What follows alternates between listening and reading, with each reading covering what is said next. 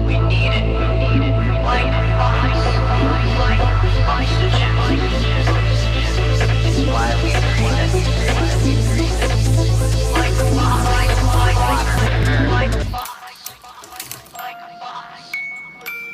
fox. Have a VC chat and have a little conversation about fundraising in a pandemic, the ins and outs of pitching, in a virtual world. Today's guests, we've got Gina Tedesco and Mario Casabona. Both of them are part of the JumpStart New Jersey Angel Network. Gina is part of Golden Seeds, and Mario is the founding and managing director of Casabona Ventures, and he's the founder of Tech Launch, an event that I've participated in a couple of times, and it's amazing the quality of pitches that are being presented through there. So I'm going to allow each of them to introduce themselves in a little more depth, and then we'll get into our questions. Who do you want to go first? Ladies first. Gina, go ahead. Hi, I'm Gina Tedesco.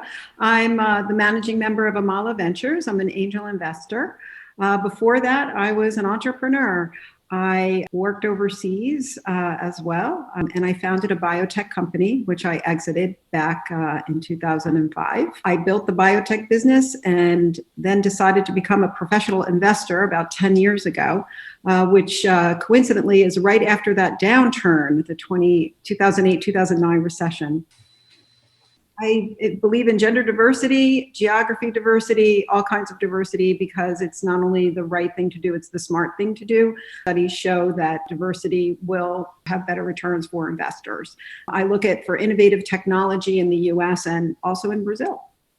And also that's one of the things, I know you're multilingual, having lived in so many places. So you got some tremendous perspective there on what other cultures can bring as far as new ideas and new ways of doing things.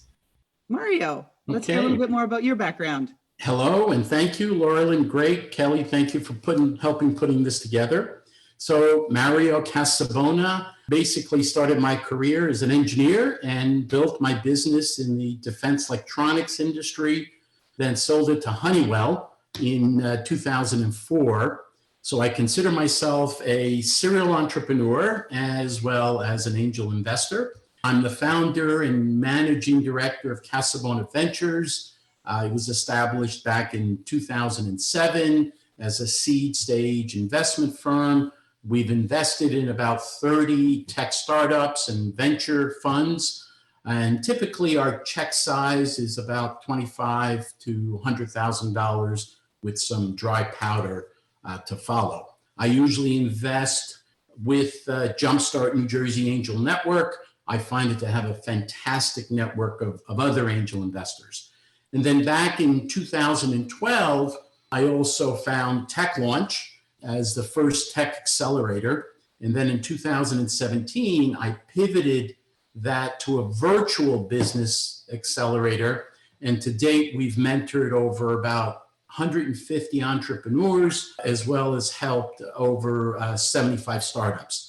And part of this virtual business accelerator is the bullpen event, which is the culmination of the mentoring.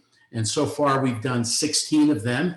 And Loralyn mentioned that she participated, and it's very similar to Shark Tank. We have it at various universities throughout New Jersey. And due to the pandemic, we're going virtual. And in addition to that, keep busy being on the board of a few tech startups, advisor on a few university boards, being a guest speaker. And I'm also active, as I said earlier, with JumpStart New Jersey Angel Network. So that's a little bit about my background. Thank you. And perfect, because that really sets the stage here. You look at Gina's experience where she's worked globally and bringing that in, and you've been operating in a virtual platform, helping companies, get accelerated and get the support that they need. So let's dive right in, because the big question on everybody's mind is, it's 2020, pandemic, we know this, it's been around for a few months now, more than a few. People are thinking that a lot of industries are starting to collapse or going to collapse by the end of the year. What do you think the situation going to be for venture capital? And we're not going to hold you to the answers, but what's your perspective? What do you think? Gina, you want to go first? Sure, I'll go first. So I think the venture capitalists and all investors know and have been through the cyclical economic the cycles, right? So we know that there's the cyclical nature and there's recessions usually about every 8 to 10 years. Not that we were planning for this dramatic and drastic black swan that we call COVID, but I think that there are lessons to be learned from these other recessions. And I think the investors are well positioned to have learned them. So I think one of the things is the axiom that I think I also lived by when I was an entrepreneur is cash is king. And the downturn, so all the investors that had cash on the sidelines, they were kind of anticipating that there would be a recession and they're going to do fine. But there'll be others that don't. So I think it's just like most of the other businesses there, where the ones that really planned for maybe the worst case scenario or a rainy day are in better shape. Mario, what do you think? Well, yeah, it's interesting. I've been through quite a bit of ups and downs. And Gina has just mentioned that, remember in the 70s, there was a downturn, the 80s, there was a downturn, 2000, there was a downturn, 2008, there was a downturn, and we're talking about economic downturns. And now this one, which is really much different. And so I'm basically optimistic that we're going to come out of it. I'm not sure it'll be, we'll come out of it smarter. Let me end it right there. I'm optimistic. We've been through this before, maybe not as crazy as this, and we'll come out of it probably a better culture in society and investors. So you've spoken like seasoned investors. So kind of cues up, the next question nicely. How do you think COVID has changed, investing as a whole? What's happening that's different? Can I, I'll take that one. No, take that one, Mario.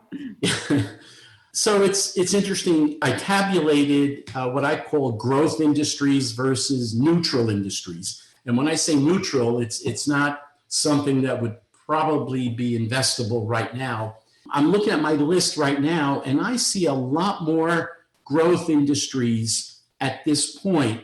And keep in mind, most investors, angel investors, are not looking at their 10% return or 15% return.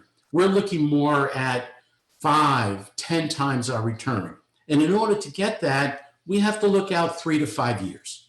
So when you start looking 3 to 5 years, you find out that, yes, this world right now is crazy. It's a tragedy.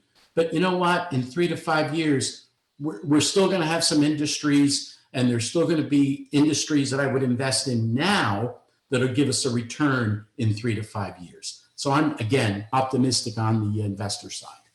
How about you, Gina? Seen any changes in investing? So I think one of the things, the silver lining, if you would, is that typically downturns ignite innovation.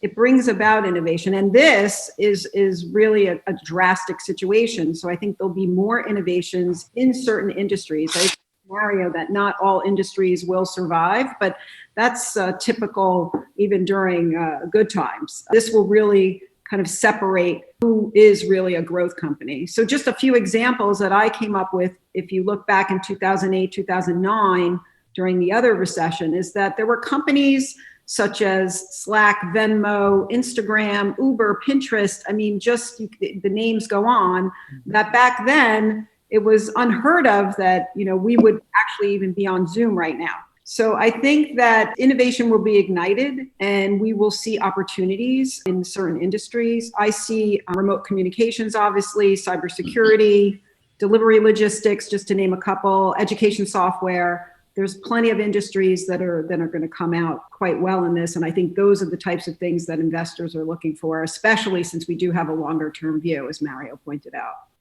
And how about that fantastic intro by Touch Circle?